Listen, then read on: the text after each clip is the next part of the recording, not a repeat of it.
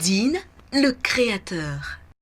Hello les rocs, bienvenue à notre rendez-vous mensuel qui est un prétexte superbe pour échanger avec des spécialistes, des passionnés, des personnes brillantes qui ont à cœur de partager leurs connaissances pour contribuer à la construction de notre continent. Notre ambition à la Rock Academy est de façonner des leaders et des entrepreneurs d'un genre nouveau, capables de transformer l'Afrique. Pour cela, nous vous proposons des formations diverses et variées sur notre plateforme www.academyrock.com. Mais qui dit réussite, dit, en plus des compétences, bonne forme physique, puisque l'effort est une composante essentielle du succès. Et qui dit bonne forme physique, dit santé. Qui dit santé, dit alimentation saine. Nous y voilà donc. Dans un monde où tout va très vite et où la rentabilité est au cœur de la démarche des industriels de l'agroalimentaire, nous mangeons de plus en plus mal, exposant notre santé à toutes sortes d'épreuves et de maladies. Comment garder un équilibre alimentaire correct et ne pas céder aux sirènes de la malbouffe? Quelles habitudes faut-il bannir de son régime? Est-ce possible de manger sain avec un petit budget? Voilà autant d'interrogations auxquelles nous allons tenter de répondre en compagnie de notre invité du jour. Docteur Carmel Miséou, bonjour. Bonjour Monsieur Ezi. Merci d'être avec nous. Vous êtes pharmacienne et spécialiste en nutrition. C'est bien cela. Et vous êtes également le point focal nutrition du programme national de lutte contre les maladies non transmissibles. C'est bien ça. Alors, lorsqu'on évoque les questions liées à une alimentation saine sous nos cieux, les jeunes ont tendance à sous-entendre que ce sont des préoccupations de sportifs, de mannequins ou de personnes souffrant de maladies chroniques. Et mieux encore, que nous mangeons suffisamment bien en Afrique et qu'il n'y a donc pas lieu de faire de ce sujet une priorité. Quelle est votre opinion sur ces arguments? Merci Monsieur Ezi. Ce sont des arguments totalement erronés. Ce sont simplement des mythes, des affirmations qui n'ont aucun fondement scientifique. L'alimentation est reconnue comme un déterminant majeur de l'état de santé de tout individu. Quel que soit l'âge de l'individu, du sujet, son alimentation doit être une priorité. Alors, pour donner des exemples, dans l'alimentation, il y a ce que nous appelons des facteurs protecteurs comme des facteurs de risque. Alors, le fait de consommer, par exemple, suffisamment de fruits et légumes apporte à l'organisme des fibres qui peuvent réguler la glycémie, c'est-à-dire le taux de sucre dans le sang, ce qui est un facteur protecteur dans la prévention du diabète. De même, le fait de consommer des aliments trop sucrés, des boissons sucrées, des friandises, apporte beaucoup de sucre à l'organisme qui constitue un facteur de risque qui peut entraîner le diabète.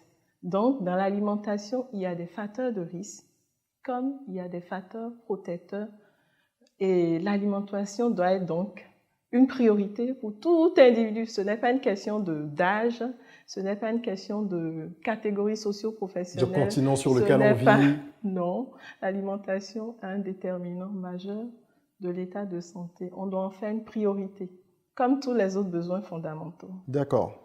Et pouvez-vous nous citer les conséquences d'une mauvaise alimentation chez les jeunes? Alors, le fait de manger de façon déséquilibrée ou inadéquate peut avoir de nombreuses conséquences sur la vie de tout sujet, notamment des jeunes. Alors, on peut classer ces conséquences en deux catégories. La première catégorie, c'est des problèmes liés aux carences, ce que nous appelons sous-nutrition ou malnutrition par carence. Alors, pour donner des exemples, le premier problème peut être un déficit énergétique chronique, pour parler notre jargon, mais qu'on appelle maigreur. Okay. Pour parler simplement, c'est ça, la maigreur, c'est ça? Oui, quand on n'apporte pas, quand on ne mange pas suffisamment, quand on n'a pas beaucoup d'énergie, on n'apporte pas beaucoup de calories, suffisamment de calories à l'organisme. Alors, l'individu va amaigrir, il va présenter une maigreur et cet état est un état de dénutrition qui est lié à la sous-nutrition. D'accord. Alors, cette maigreur se rencontre notamment chez certains jeunes qui sont très préoccupés par leur forme physique, leur ligne, au point de développer un trouble du comportement alimentaire. C'est un problème psychologique et quand ça arrive, il faut rapidement prendre cela en charge. C'est ça qui peut mener à l'anorexie? À l'anorexie mentale. Alors, le problème en termes médicaux, c'est l'anorexie mentale. C'est un trouble du comportement, le sujet, le jeûne notamment, pour une raison ou une autre, qui peut être fondamentalement psychologique, se regarde dans la glace et trouve qu'il a une corpulence trop importante, alors que sa corpulence est normale, et il cherche tout le temps à réduire son alimentation, à faire des restrictions pour devenir mince. C'est aussi ce que l'on rencontre notamment chez les jeunes filles, les adolescentes qui s'intéressent au mannequinat, à la mode. Tous les métiers où il y a des normes entre guillemets qui sont imposées. Voilà, généralement ça tourne mal et puis chez certaines filles c'est de l'anorexie mentale qu'elles développent. Alors, à part la maigreur, il y a aussi les carences spécifiques en micronutriments. Alors, dans les aliments, il y a des nutriments. Les aliments apportent à l'organisme des nutriments. Et il y a une catégorie qu'on appelle micronutriments. C'est des nutriments comme le fer, l'iode, les vitamines, de façon générale, les minéraux.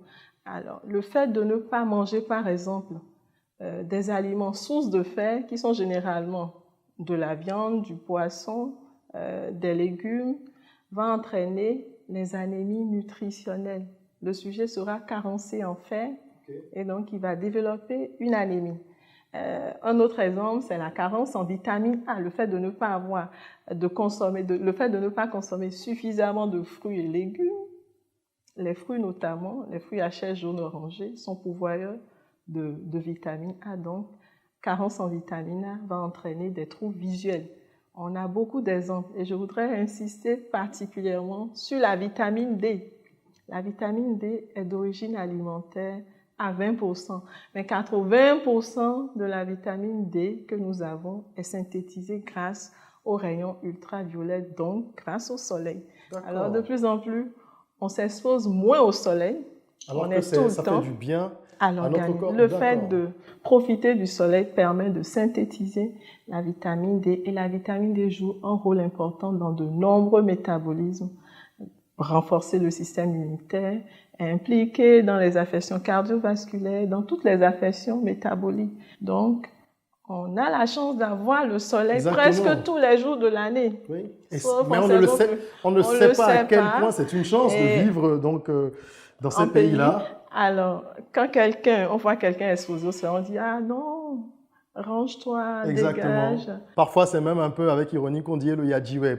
Au Bénin, dans une langue de chez nous au Bénin, donc en fond, c'est pour dire « Ah ben il souffre parce qu'il est au soleil », en contradiction avec quelqu'un qui serait sous climatiseur, alors qu'on apprend que c'est une chance. L'air conditionné, oui, mais par jour, il faut au moins 30 minutes d'exposition au soleil.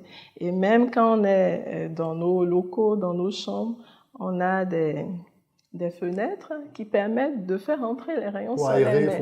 Pour aérer, mais souvent on met des rideaux pour empêcher les rayons solaires de pénétrer et on n'en profite pas. Vous passez toute une journée dans une chambre sans un rayon solaire, alors vous avez perdu en matière de synthèse de vitamine D. Très important à savoir, notez-le vous, il ne s'agit pas d'aller passer toute la journée sous le soleil et de cramer, mais profitez du fait d'être dans des pays où nous avons du soleil pour influencer positivement la synthèse de la vitamine D et donc renforcer son système immunitaire, se préserver de certaines maladies qui sont liées au déficit en vitamine D. Donc, je parlais des carences, donc de la sous-nutrition.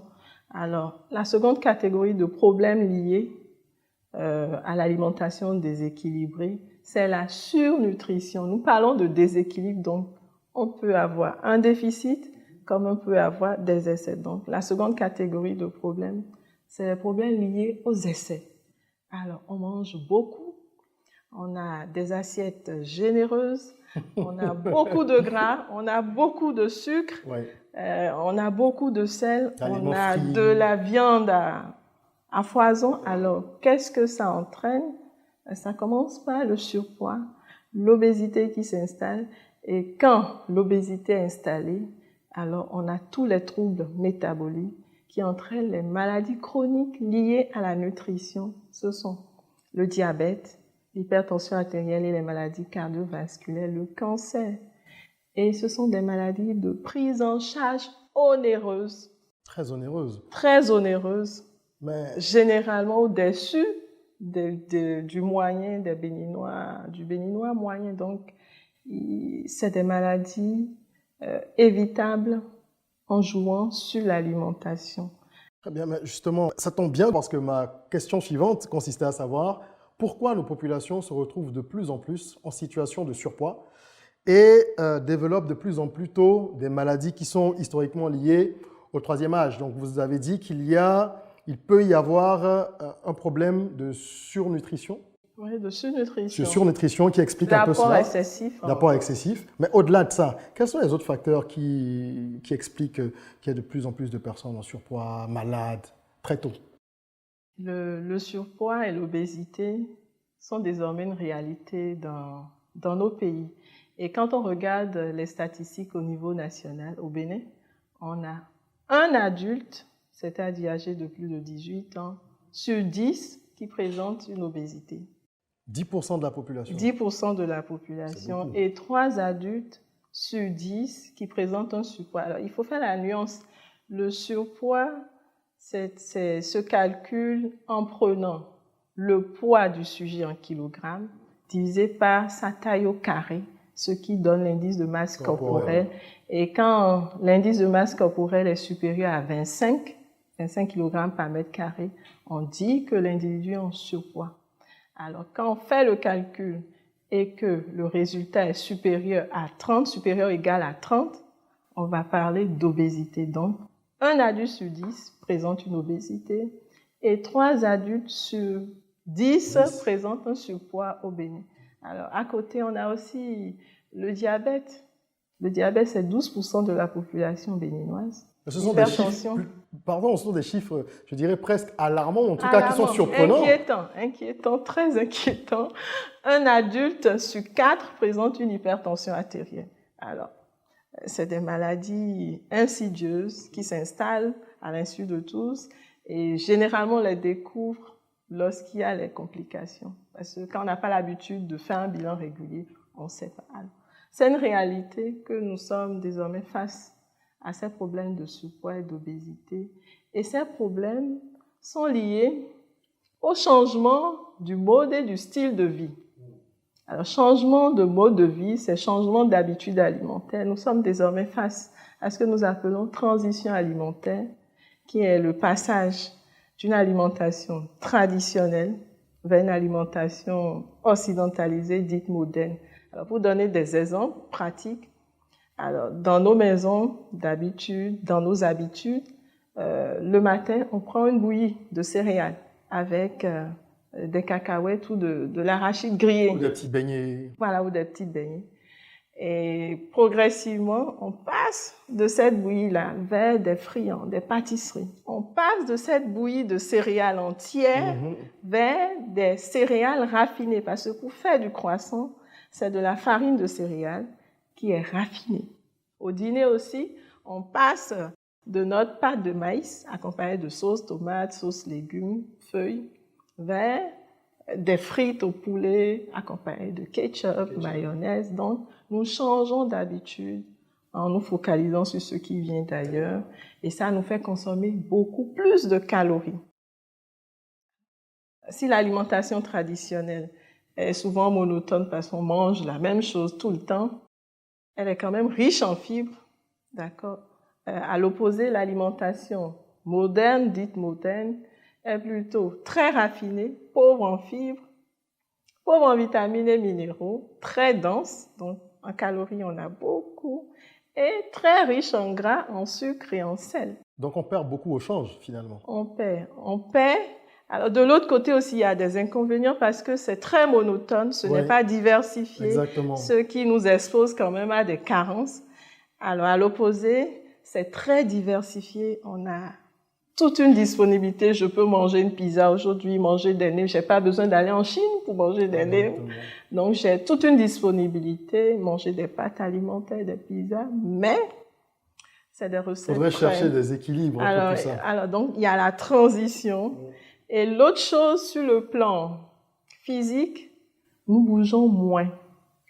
Nous bougeons moins, nous sommes de plus en plus sédentaires. Alors, tous les parcours sont effectués en véhicule, à moto, alors qu'il y a quelques années, pour aller à l'école, les enfants marchent. Pour faire de petits parcours, on marche. Et maintenant, tout le monde est à moto. Les gens n'ont pas le temps de pratiquer une activité physique. Et à cela s'ajoute l'alimentation qui devient très énergétique. Donc, il y a surcharge, mais il n'y a pas suffisamment de dépenses. La balance est déséquilibrée. Et donc, quand il y a de l'excès, le corps accumule sous forme de gras. Et c'est ce qui fait que l'obésité et le surpoids explosent. Dans nos pays, ce n'est pas qu'au Bénin, c'est un peu partout, malheureusement. Véritable problématique. Et vous parliez justement des changements d'habitudes alimentaires. Dans nos pays, en Afrique, nous consommons aujourd'hui beaucoup de piments, de plus en plus. On utilise des bouillons, qu'on affectionne beaucoup. Il y a pas mal de fritures également, il y a les boissons gazeuses. Tout ça, ce sont des habitudes qui fragilisent notre santé. Oui, le fait de consommer beaucoup de piment, alors le piment c'est une épice, ça peut irriter. Par contre, le fait d'épicer les repas permet de ressentir très vite la satiété. Alors si on prend le temps de consommer calmement, posément les repas, donc le fait d'avoir un repas épicé peut faciliter la satiété, d'accord? Mais par contre, quand il y en a trop, ça irrite l'estomac et on a des troubles qui suivent. Alors, pour le sucre et le sel, le gras, ce sont de véritables problèmes. Alors, on a développé le goût sucré depuis le berceau. Tout le monde mange. Alors, dès que commence l'étape de la diversification alimentaire, on introduit très tôt du sucre dans l'alimentation de l'enfant. On introduit également du sel et les enfants s'habituent. Et bon, de façon générale dans les ménages, alors les aliments sont arrosés de jus sucré, de bissap, de adoyo sucré, de tout un tas de choses. Donc, ce qui fait qu'on consomme beaucoup de sucre sans le savoir. Le sucre est caché dans beaucoup d'aliments. Même quand ça ne goûte pas sucré, il y a du sucre. En dehors de ces habitudes, il y a la propension de la consommation des biscuits, des bonbons, des crèmes glacées, qui ne font que charger l'organisme en sucre. Et le fait de charger l'organisme, c'est développer progressivement un diabète, puisqu'il survient, il ne prévient pas de façon insidieuse, silencieusement. Là, il y a des perturbations de la glycémie jusqu'à ce qu'on développe. Et de plus en plus, on remarque même chez les jeunes, vous avez parlé tantôt de maladies liées au troisième âge, mais on recense de plus en plus de jeunes avec un diabète, avec une hypertension artérielle, et c'est des maladies chroniques, c'est toute la vie. On en souffre toute sa vie et on doit se traiter toute sa vie. On est sous médication toute sa vie. Donc, c'est des habitudes qui fragilisent vraiment l'état de santé. Il y a des recommandations en la matière. Le sel, il ne faut pas dépasser 1 cuillerée à café de consommation de sel par jour. Alors, le sel est déjà caché dans beaucoup d'aliments aussi. Même quand ça ne goûte pas salé, il y a du sel. Dans l'eau, il y a du sel.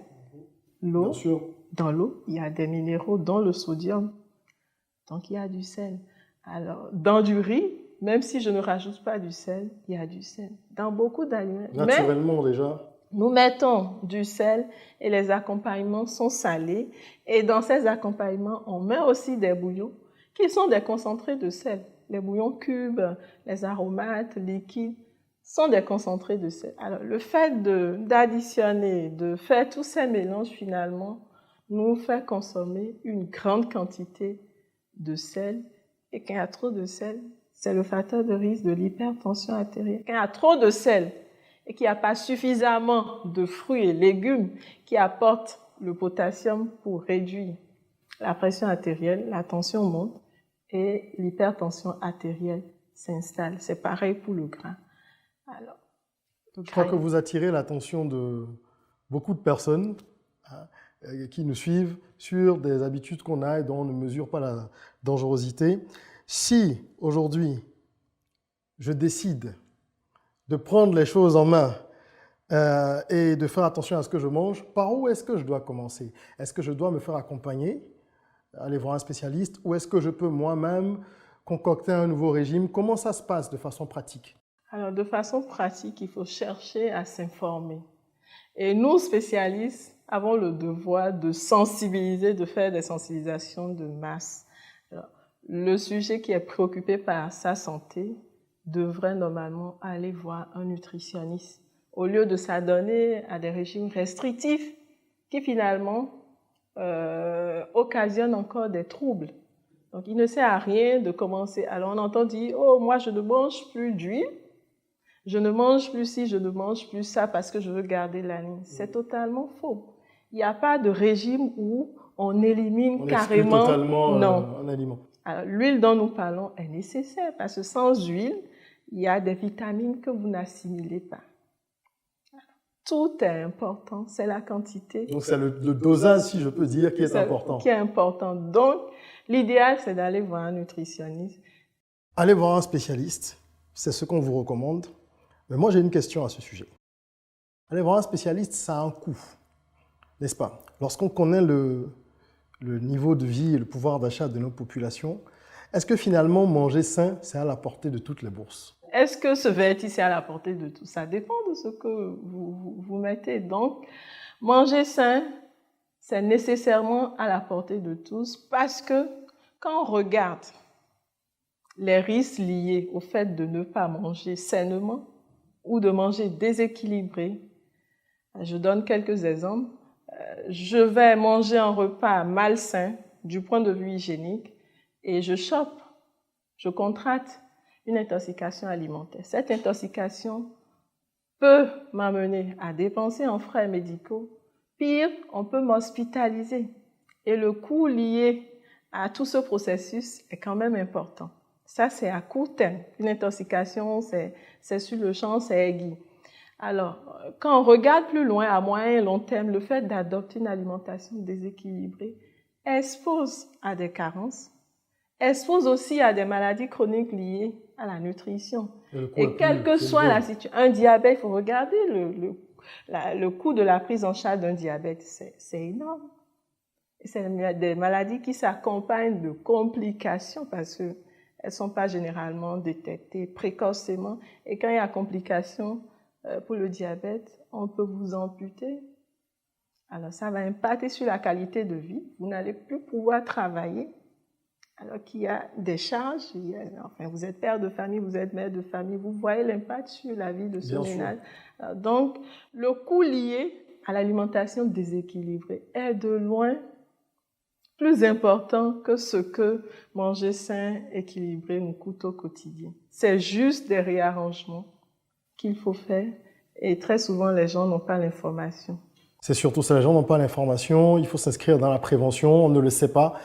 Et vous travaillez beaucoup dans ce sens-là, celui d'informer les populations. Quels sont justement les challenges que vous rencontrez au quotidien dans l'accomplissement de votre noble mission qui consiste à sortir nos populations du carcan d'une alimentation anarchique?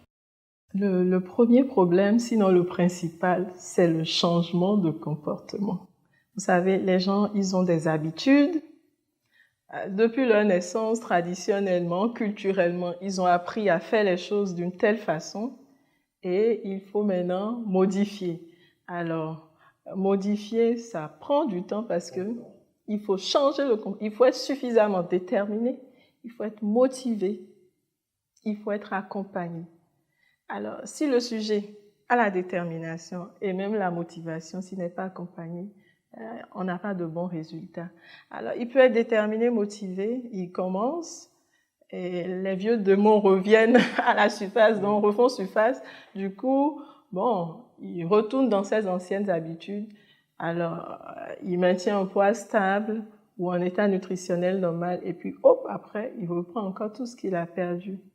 Alors, quand il est accompagné, qu'il est vraiment motivé, on a de bons résultats. Donc, le problème fondamental, c'est la motivation du sujet. Quand il est suffisamment motivé et qu'il est accompagné, on a des résultats vraiment palpables. Mais comment encourager, avant justement la motivation, il faut l'information. Comment peut-on encourager la sensibilisation des populations pour une prise de conscience véritable en ce qui concerne les changements de comportement? Est-ce que les pouvoirs publics doivent s'impliquer? Est-ce qu'ils ont un rôle à jouer? Ou est-ce que c'est uniquement une question de spécialistes comme vous? Non, ce n'est pas une question de spécialistes. Je pense que les pouvoirs publics ont un rôle fondamental. On a des exemples dans le monde où certains pays ont institutionnalisé l'éducation nutritionnelle dès la base. Et puis, du point de vue scientifique, on a montré que les interventions qui démarrent très tôt, dès le bas âge, sont des interventions rentables.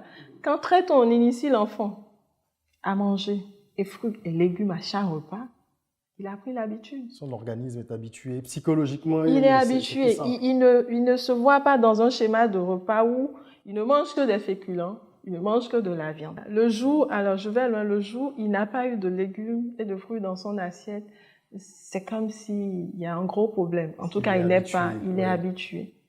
Donc, c'est dès le bas âge, il faut institutionnaliser.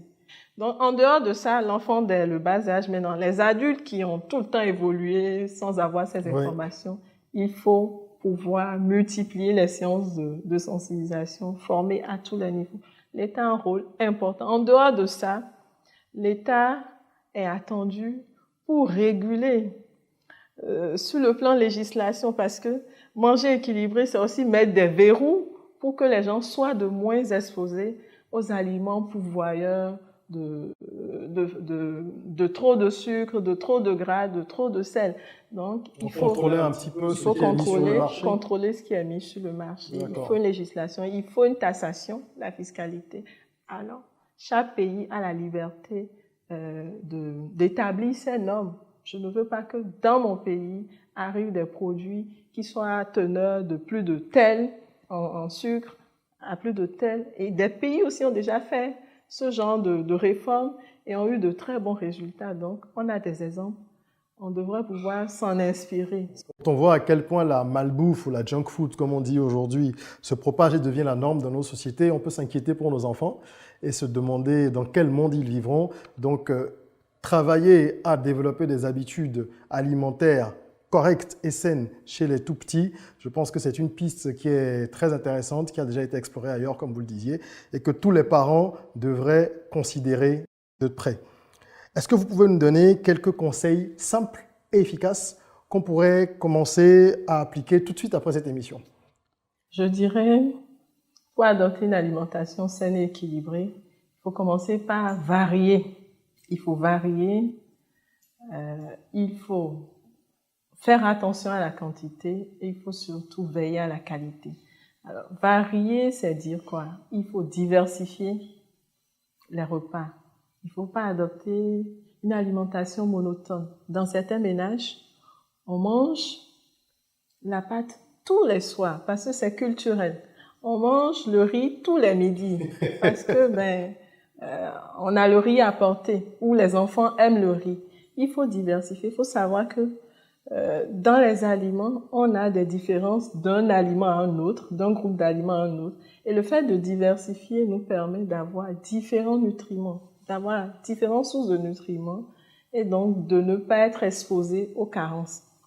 La quantité, il faut veiller à la quantité. Les portions, on n'a pas besoin de se servir de façon exagérée. Les méga portions sont à bannir. Le méga peut être subjectif, c'est là tout le problème. Oui, voilà. Au fait, on a élaboré un guide alimentaire qui donne des orientations selon les tranches d'âge, un guide alimentaire du Bénin, selon que l'enfant, à partir de 2 ans jusqu'à l'âge adulte, il y a des portions qui sont recommandées. Et pour donner une idée, le bol de 250 ml, c'est le bol standard, un adulte. S'il mange la pâte de maïs, 2 bols de 250 ml, c'est largement suffisant. À cela, il faut ajouter suffisamment de légumes. Il faut avoir une bonne portion de légumes parce que dans nos habitudes, on met une grande quantité de pâte, mais très peu de sauce qui accompagne la pâte et parfois aussi un peu de légumes. C'est ce que nous avons reçu traditionnellement. Mais il faut autant de légumes que de féculents, quand c'est la pâte, que de pâte.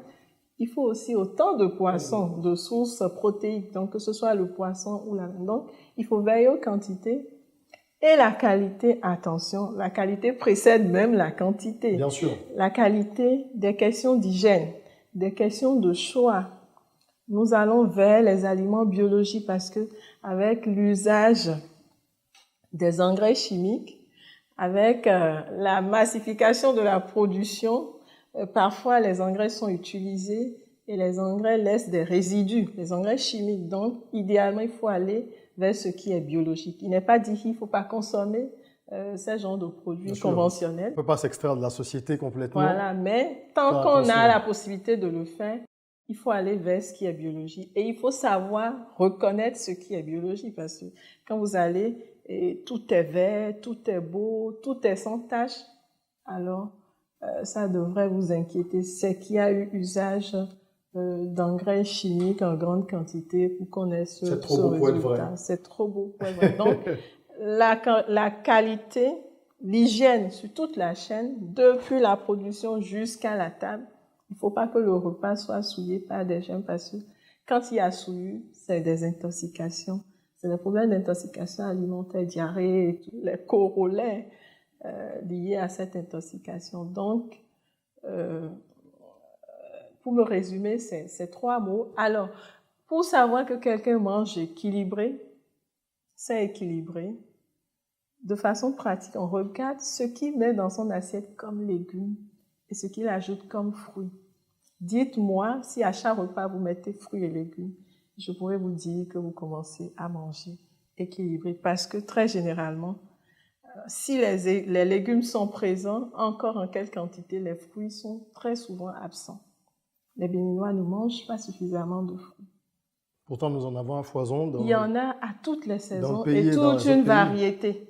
Donc, nous, pour évaluer l'équilibre, on commence par regarder. Et vous connaissez la formule magique, c'est 5 portions de fruits et légumes par jour. Donc, à chaque repas, je n'ai pas de repas. Mon repas n'est pas bon si je n'ai pas une portion de fruits, si je n'ai pas une portion de légumes. Voilà, une réponse simple, quelque chose de très pratique. À chaque fois que je dois m'alimenter, où se trouve ma portion de fruits? Où se trouve ma portion de légumes? Et il faut privilégier les légumes. On peut en consommer autant que l'on veut, tant qu'on le désire, parce qu'ils n'apportent pas de l'énergie. Donc, il n'y a pas de réserve. Il se digère facilement. Il se digère, il facilite la digestion et ils abaissent aussi la glycémie. Alors, si on a un repas très glucidique, le fait d'avoir des légumes qui apportent des fibres va ralentir la vitesse à laquelle le sucre va être propulsé dans le sang. Donc, c'est très bénéfique d'avoir ces 2 groupes d'aliments qui conditionnent déjà l'équilibre si on veut être très, très pratique. N'invitez donc pas la maladie à table et comme le disait Hippocrate, que ton aliment soit ton premier médicament. Docteur Carmel Mizeou, merci d'avoir partagé vos précieux conseils avec nous. Un dernier message à l'endroit de ceux qui nous suivent? Oui, mon dernier message va s'adresser surtout aux ménages. Il faudrait que les parents veillent à ce que les enfants ne soient pas exposés longtemps aux écrans. Alors, tout type d'écran, la télévision, les tablettes, il faut que les enfants bougent. Et il est recommandé aux enfants de bouger 2 fois plus que les adultes. Donc, chaque jour, l'enfant doit bouger au moins 60 minutes. Donc, il faut pouvoir leur faire des jeux, leur faire des activités physiques, sportives, les inscrire à différents types d'activités pour qu'ils puissent dépenser de l'énergie. Ils en ont besoin. C'est physiologique pour eux. Et tout ça, ça vaut pour les parents également. Après cette émission, appuyez sur stop, déposez votre portable, enfilez des baskets, un short, allez faire du sport, allez prendre de l'air et profitez du soleil que nous avons en surabondance en Afrique. Pour bénéficier de nos nombreux contenus ludiques et instructifs, n'oubliez pas de vous abonner à nos différentes pages sur les réseaux sociaux et de créer un compte gratuit sur www.academyrock.com. Docteur Mizeou, vous êtes désormais ambassadrice de la Rock Academy. Et j'ai le plaisir de vous offrir un chèque cadeau de notre partenaire Woodin et cette casquette rock. Merci beaucoup. C'est un plaisir. En attendant qu'on se retrouve pour un prochain numéro, prenez soin de vous, de votre corps et surtout de votre mental. Rêvons Osons, créons, soyons rock.